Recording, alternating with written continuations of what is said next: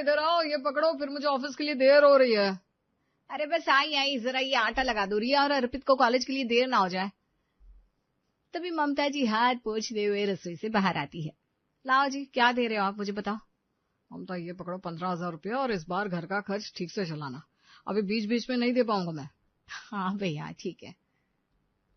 बस तेरी यही बात ना मुझे जचती नहीं है राजेश। अरे आज के समय में ऐसी पत्नी मिलना मानो जैसे अलादीन का चिराग। अच्छा जी, ऐसी बात है क्या? हाँ, नहीं तो क्या। कभी अपने ऊपर 1 रुपया खर्च नहीं करती, फिर भी तू हमेशा उसे ऐसे ही कहता है।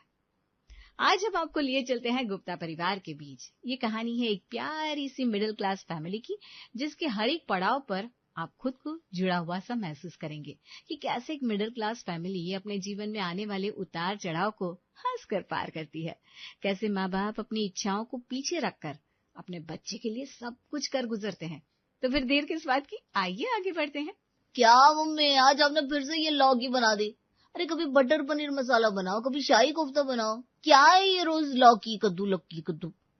भैया सही कह रहा है मम्मी, मुझे नहीं खानी है लौकी की सब्जी। अरे लौकी की सब्जी सेहत के लिए फायदेमंद होती है, तुम लोग ये कब समझोगे? अब इतने छोटे तो हो नहीं। हाँ दादी, अब हम इतने छोटे नहीं है जो आपकी इन जलेबी जैसी बातों में आ जाएंगे। ये सुनकर खाने की टेबल पर बैठे हुए सब लोग हंसने लगते हैं। अच्छा बेटा, अब अगर तू इतना बड़ा हो गया है तो तू हमें कब से ये बटर पनीर मसाला और शाही कोफ्ता खिला रहा है?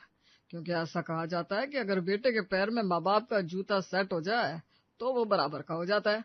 क्या बाबा आप भी। अरे सुनो तो सही, अब हम नहीं खिला पाए, इसलिए अब हमारा बेटा ही हमको रोज पनीर और मशरूम खिलाएगा। ये सुनकर रिया जोर जोर से हंसने लगती है और अर्पित का मुंह फूल जाता है।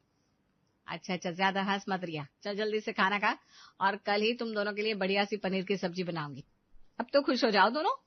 अर्पित और रिया चहकते हुए अपनी माँ ममता के गले लग जाते हैं।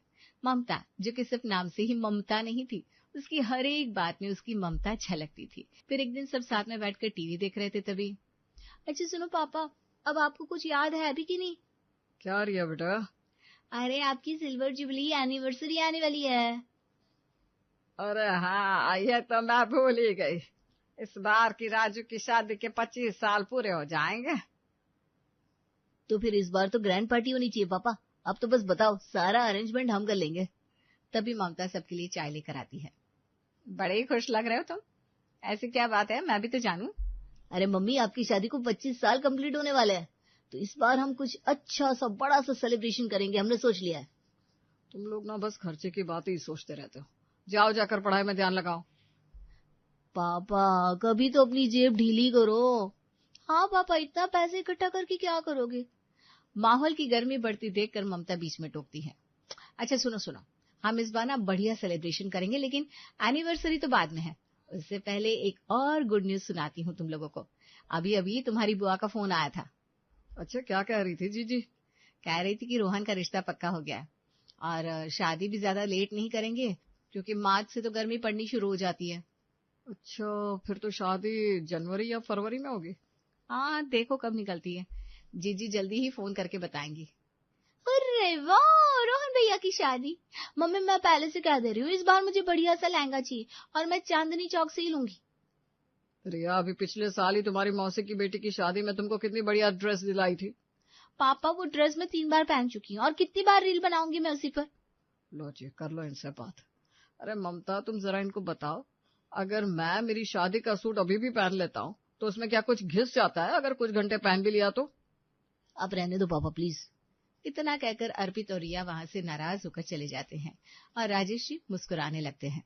अरे आप भी ना, बच्चे बड़े हो गए हैं, उनको क्यों छेड़ते रहते हो? देखो नाराज होकर चले गए। अरे मैं उनको सिखाना चाहता हूँ ममता कि हम मिडिल क्लास लोग हैं, हमें हर बात में सेक्रीफाइस करना आना चाहिए। अच्छा चलो, मुझे ऑफिस के लिए देर हो रही है, मैं निकलता हूँ। फिर कुछ दिनों बाद। कहाँ हो ममता?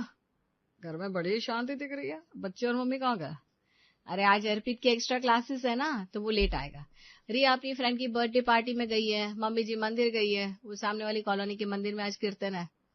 अच्छा, तो आप घर पर बैठे क्या करिए? शाम का समय है, आप भी बाहर घुमाओ। अरे मैं भी अभी बाहर से सब्जियां लेकर ही आई हूँ। अरे ममता, क्यों परेशान होती हो तुम?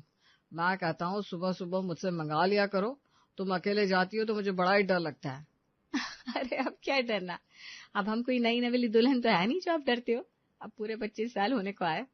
आप भी ना खूब मजाक करती है ममता जी। मुझे अकेले का डर इस बात का नहीं है जिसके आप मजे ले रही हैं। मुझे डर है कहीं गाय बैल आकर आपको मार न दे, ऊपर से ये दिल्ली की घनी आबादी। अच्छा ऐसी बात है। शाम को सब्जियां सिर्फ इसलिए मैं लेने जाती हूँ क्योंकि सुबह यही सब्जियां दुगने दाम में मिलती हैं। अच्छा सुनो, यहाँ बैठो, मुझे तुमसे कुछ जरूरी बात करनी है। हाँ बताओ, ऐसी भी क्या बात है? अरे यहाँ आकर बैठो, कभी तो मेरे लिए भी समय निकाला करो मोहतरमा। अरे बच्चे आ जाएंगे, आप भी ना कमाल करते हो।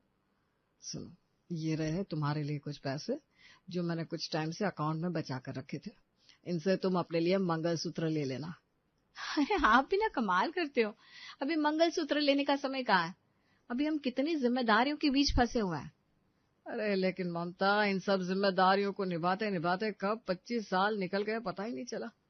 मुझे अच्छे से याद है जब आज से 15 साल पहले ये घर लिया था, उस वक्त तुमने अपने गहने बेच दिए थे। तब से आज तक हर शादी में तुम वो नकली गहने पहनकर जाती हो तो मेरा जी बड़ा ही बेचैन सा हो जाता है। अरे इतना सोचा नहीं करते, यही तो हम मिडिल क्लास वालों का जीवन है। अगर इतना सोचने बैठ गए तो जिएंगे कैसे? अब नहीं बनता है तो नहीं बनता है। अच्छा एक बात बताओ, चलो जिनके पास है वो भी कितना ही पहन रहे हैं वो लोग डर के मारे छिपा छिपा कर बैंक लॉकर में रख रहे हैं। बात तो सही है तुम्हारी, लेकिन इस बार एक मंगलसूत्र तुम ले ही लो, भले ही चाहे छोटा सा हो। सोने के दाम देखे आपने आसमान छू रहे हैं। अरे ठीक है ना, इतने पैसे में आ ही जाएगा ममता। और हाँ, जो भी थोड़े बहुत कम पड़ेंगे उसके लिए मैं बैठा हूँ ना। ठीक है लाओ, इस बार आपका इतना मन है तो मैं भी मंगलसूत्र ले ही लूंगी। अच्छा अब चलती हूँ, रसोई में बड़ा ही काम फैला पड़ा है। आज तो वैसे भी तुम्हारे बेटे को वेज पनीर रोल खाना है वही बनाने जा रही हूँ। अच्छा, तो साहबजादे के लिए वेज पनीर रोल बन रहा है। ममता, बेटा बड़ा हो गया है, उसने अभी अभी जिम भी ज्वाइन किया है, तो लड़कों को ना जरा शौक होता है डाइट वगैरह का, तो उसका ध्यान रखना। तभी अर्पित और दादी घर आते हैं। ला ममता, मेरी थाली लगा दे, बड़ी जोर की भूख लगाई है। हाँ मम्मी, मैं भी भूखा हूँ, बाहर का कुछ भी नहीं खाया। क्यों भाई, आज एक्स्ट्रा क्लास थी फिर भी नहीं खाया? मैंने तुझे एक्स्ट्रा पैसे दिए थे ना कैंटीन से कुछ खरीद कर खाने के लिए। अरे मम्मी, उतने पैसे से घर वापस चला होगा ये सोचकर लालच आ गया। अब देखो ना, बस का किराया भी तो 45 रुपया हो गया है। ये सुनकर राजेश जी के कान खड़े हो जाते हैं। अच्छा, मतलब हमारे राजकुमार जी बड़े हो चले? आज पहली बार सुनकर अच्छा लगा। मेरा बेटा तो बचपन से ही समझदार है। देखा नहीं आपने कैसे जब हम मेला देखने गांव जाते थे तो रिया को रोते देख हमेशा कह देता था, रिया को खिलौने दिलवा दो मम्मी, मुझे कुछ नहीं चाहिए। सुन रहे हो ना पापा, मैं बचपन से ही समझदार हूँ। तभी रिया भी अपनी फ्रेंड की बर्थडे पार्टी से आती है। अच्छा, किसकी तारीफों के फूल बांधे जा रहे हैं और मुझे छोड़कर कौन समझदार है इस घर में? आजा आजा रिया बेटा, कहाँ रह गई थी तू? ये देख, तेरा भाई अपने आप को खुद ही समझदार का खिताब दिए जा रहा है। ये आ गई पापा की परी। अरे कुछ घर के काम काज सीख ले बेटा, आखिर एक दिन तुझे पराये घर जाना है। अरे जब जाना होगा तब सीख लेगे, अभी से क्यों मेरी बेटी के ऊपर बोझा लाद रही हो तुम मम्मी? हाँ सच में मैं तो अपने पापा की परी हूँ। इतना कहती ही रिया राजेश जी के गले लग जाती है। थोड़े ही दिनों में घर में ममता की ननद की बेटी की शादी की तैयारियां शुरू हो जाती है। फिर एक दिन, ममता, आज ही हेमा का फोन आया था, वो तुझसे कहने में हिचक रही थी तो मुझसे कह रही थी। अरे ऐसी भी क्या बात है जो दीदी ने आपसे कह दी और मुझे बताने में हिचक रही है? आज तक तो कभी ऐसा नहीं हुआ। अरे कुछ बस यही कह रही थी कि पहले बच्चे की शादी है तो भैया भात तो लाएगा ना। आखिर अब वो भी घर परिवार के बीच बैठी है, एक लड़की को दोनों परिवारों की तरफदारी करनी पड़ती है। बस इतनी सी बात। अरे भात तो हम जरूर लेकर जाएंगे। दीदी ने आखिर ऐसे सोच भी कैसे लिया? आप फिक्र मत करिए मम्मी जी, हमसे जो अच्छे से अच्छा बन पड़ेगा हम अपनी तरफ से करेंगे। इतना कहकर ममता सोच में पड़ जाती है। इतनी बड़ी बात मैं कैसे भूल गई, हमको जीजी के यहाँ भात भी बनना है। मम्मी जी से तो कह दिया, लेकिन अब इनसे भी तो बात करनी पड़ेगी। आजकल महंगाई जो इतनी बढ़ गई है, 1 लाख से नीचे तो कोई बात ही नहीं बनती। शाम को जैसे ही राजेश जी घर आते हैं, ममता उनके सामने भात का जिक्र चलाती है। सुनिए जी, वो मैं कह रही थी कि हमें ना भात की तैयारी भी करनी है। हाँ ममता, मेरे दिमाग में ये बात चली रही है बराबर। दीदी के यहाँ पहला भात है। धीरे धीरे शादी के दिन नजदीक आने लगते हैं और घर में बड़े जोरों से शादी की तैयारियां होने लगती है। मम्मी, मुझे रोहन भैया की शादी में सबसे सुंदर लहंगा पहनना है, प्लीज मुझे इस बार चांदनी चौक से दिलवाओ ना। हाँ बेटा, इस बार पक्का तुम्हारे मन का दिलवाएंगे। और फिर उसके साथ की ज्वेलरी भी चाहिए ना मम्मी, वो मैं लाजपत से लूंगी। पिछली बार की तरह नहीं, आपने शिखा भाभी से मांग कर पहना दी थी। अरे ठीक है भाई, जैसा तुम कहोगे। बस अभी रिया गई ही थी कि अर्पित माँ के पास आता है। मम्मी सुनो ना। हाँ बताओ, अब क्या है तुम्हारी फरमाइश? अभी अभी तुम्हारी बहन गई है, वो भी अपनी लिस्ट पकड़ा गई है। अरे मम्मी, मेरी कोई लिस्ट नहीं है, लेकिन समझो ना, अब आपका बेटा बड़ा हो गया है। इस बार मेरा मन है कि मैं रोहन भैया की शादी में सबके जैसे कोट सूट पहनूं। प्लीज दिला दो ना इस बार। अच्छा जी, बेटा इतना बड़ा हो गया कि अब कोट सूट पहनेगा? और नहीं तो क्या, अभी तक तो आप सबकी शादी में वही जीन्स शर्ट दिला देती थी, और ज्यादा शर्ट दी हुई तो एक स्वेटर। इस बार तो मुझे सूट दिला दो। और हाँ, फिर अप्रैल के महीने में कॉलेज की फेयरवेल भी होगी, उसमें भी काम आ जाएगा। ठीक है भाई, मैं आज ही तुम्हारे पापा से इस बारे में बात करूंगी। बस बच्चों की ये सब बातें एक तरफ बैठी दादी लज्जू भी देख रही थी, सुन रही थी। पता नहीं ममता कैसे ये सब अकेले हैंडल करेगी, मुझे तो इसकी बड़ी चिंता लगी रहती है। 2-4 दिन और बीत जाते हैं और फिर एक दिन सब खाने के टेबल पर होते हैं। मम्मी ये रहे पैसे। ममता, कल से तुम और मम्मी जाकर भात की तैयारी शुरू कर दो, क्योंकि अब ज्यादा दिन नहीं बचे हैं। हाँ राजेश, अब बस 20 दिन तो बाकी है, सारा काम समय से हो जाए तो ठीक रहता है। वही ना मम्मी, मुझे भी बड़ी चिंता लगी रहती है, पर करूँ तो क्या करूँ। इस बार तो एक तो सैलरी भी लेट आई, ऊपर से कट कर आई है। कुछ समझ में नहीं आ रहा क्या करूँ। अरे कट क्यों गए भला? अरे सबको यूं जाता देख मैंने भी टर्म प्लान ले लिया, उसी का पैसा इसी महीने काटना था। खाना खाते खाते राजेश चम्मच को भी प्लेट में टिकाकर माथे पर हाथ रख लेता है। उसे ऐसे हताश देखकर ममता आती है। अरे आप बिना एकदम बच्चों के जैसी हरकत करते हो। चलो पहले खाना खा लो, मैं हूं ना, सब संभाल लूंगी। अगले दिन से लज्जू जी और ममता खरीदारी के लिए जाने लगते हैं और अब ननद की यहाँ भरने के लिए ममता सारा बढ़िया सामान खरीदती है। ममता, अब तो पैसे भी खत्म हो गए, अब कहाँ से करेंगे, अभी तो और सामान लेना है। आप फिक्र मत करिए मम्मी जी, मेरे पास कुछ बचत के पैसे रखे हुए हैं, मैं उनसे सब कर लूंगी। फिर एक दिन, मम्मी मेरे सूट का क्या हुआ, अभी सिलने नहीं डाला तो फिर नहीं मिलेगा, पापा से कहकर दिलाओ ना पैसे। अरे तुम्हारे पापा ने तो कब से मुझे पैसे दे दिए थे, मैं देना ही भूल गई, अभी लाती हूँ। ममता अंदर से पैसे लाकर अर्पित को देती है। अरे अब वो रिया भी रोएगी, वो क्या लिए बिना रह जाएगी। हाँ मम्मी जी, उसको भी हम दिला देंगे। अब बच्चे हैं, इनका जी करता है तो चिंता फिक्र से दूर ये जीवन का सबसे खूबसूरत समय होता है। अब आप भी सोच रहे होंगे कि ममता के पास इतने पैसे कहाँ से आए। वो हम आपको बताएंगे, लेकिन थोड़ा इंतजार। धीरे धीरे करते शादी में जाने को बस 5-6 दिन बचते हैं। ममता, रिया और लज्जू जी के साथ साथ शाम के समय बाजार से घर आती है। चल चल बेटा जल्दी, तेरे पापा भी अब आ गए होंगे, उनके खाने के लिए भी तैयारी लगानी है। अरे मैं तो कब से तुम लोगों की राह देख रहा था, तुम लोग आज कहाँ रह गए? भात की तैयारी पूरी हो चुकी ना, या अभी भी कुछ बाकी रह गया है? अरे भात की तैयारी तो कब की हो गई, अब की बिटिया रानी की थोड़ी तैयारी हो गई और थोड़ी बाकी है। वही उनके बड़े भाई की शादी जो है। तभी अर्पित भी चहकता हुआ घर आता है। मम्मी मुझे ना इतना अच्छा लेकिन तभी ममता अर्पित को चुप रहने का इशारा करती है। अरे ये मम्मी को क्या हुआ, मुझे चुप रहने को क्यों बोल रही है, जबकि सूट के पैसे तो पापा ने दिए। चलो होगी कोई बात।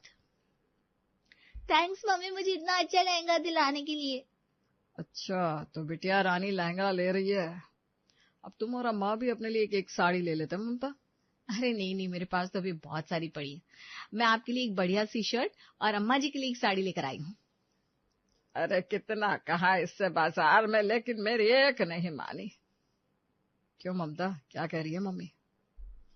अरे अभी पिछले साल पिंकी दीदी की बेटी की शादी में ही तो ली थी हमने, अभी 2 बार ही तो पहनी है। और तुम लोग मुझे मेरी सिल्वर जुबली पर भी कुछ गिफ्ट करोगी कि नहीं? हाँ हाँ, उसके लिए तो हम ऑलरेडी तुमको कुछ दे चुके हैं, बस कुछ और देना बाकी है। हाँ आप चिंता न करो, वो भी हो जाएगा। सब खुशी खुशी शादी में जाते हैं, खूब एंजॉय करते हैं। ममता और राजेश के बात को देखकर सब उनकी खूब तारीफ करते हैं, जिससे दोनों के चेहरे का सुकून देखते ही बन रहा था। अब सब घर लौट आते हैं और शादी की चर्चा हर रोज बड़े जोर शोर से चलती रहती है। फिर एक दिन, मम्मी सुनो ना, पापा से कहकर एक बाइक दिला दो ना। पूरे 4 साल इसी पब्लिक ट्रांसपोर्ट पे या फिर दोस्तों की गाड़ी पर लटक लटक कर बीत गया। अब तो दिला दो, बस कुछ डाउन पेमेंट दे दो, बाकी मैं देख लूंगा। ठीक है, बात करते हैं आज तुम्हारे पापा से। शाम को राजेश जी ऑफिस से आने के बाद जब गर्म चाय की चुस्कियां ले रहे थे, तब ममता को राजेश से बात करने का ये सबसे ठीक समय लगा। सुनिए जी, वो अर्पित कह रहा था कि अब एक नया खर्चा तैयार होगा उसका, मुझे अच्छे से पता है। अरे आप क्यों नाराज होने लगते हैं? बेटा है आपका, जवान हो रहा है, उसके भी कुछ शौक है। अरे ठीक है माना, लेकिन ये आजकल के बच्चे चादर देखकर पैर क्यों नहीं फैलाते? हमेशा चढ़ाई बड़ी करने में क्यों लगे रहते? अरे वो बाइक के लिए कह रहा था। मेरे पास तो पैसा है नहीं, तुम्हारे पास हो तो दे दो। अरे बस डाउन पेमेंट की कह रहा है, फिर उससे कोई पार्ट टाइम जॉब भी देख रखा है, उससे ईएमआई भरता रहेगा। जैसा तुम दोनों को ठीक लगे वैसा करो। ममता अर्पित को अपने पास रखे पैसे में से बाइक दिलवा देती है और अर्पित की खुशी का ठिकाना नहीं रहता। मम्मी भैया को अपने बाइक दिला दी, मैं कब से कह रही हूँ, मेरा फोन खराब है, वो नहीं दिलाया आपने। अरे मेरी फूल सी राजकुमारी, नाराज ना हो, अभी तुम्हारी बारी। ये ना मुझसे हमेशा चिढ़ती रहती है। भैया मैंने आपको कुछ बोला क्या? अगले ही हफ्ते रिया का बर्थडे था और अपने बर्थडे पर मोबाइल गिफ्ट में देखकर उसकी खुशी का ठिकाना नहीं रहता। वो खुशी से नाचने लगती है। अब बस बीते बीते वो दिन भी आ जाता है जिसका हमको अपनी कहानी की शुरुआत से इंतजार था। जी हाँ, राजेश और ममता की शादी की सिल्वर जुबले का दिन। सुबह सुबह, ममता कहाँ हो? आज भी रसोई में ही लगी रहोगे क्या? आज तो मैंने भी ऑफिस से छुट्टी ले लिया। चलो बाजार चलते हैं। देखो शाम होने को आई। बाजार क्यों? अरे वो मंगलसूत्र भूल गई क्या? अरे नहीं, मैं कुछ नहीं भूली हूँ। मुझे हर बात अच्छे से याद है जिसमें आपकी और मेरे परिवार की खुशियां छिपी है।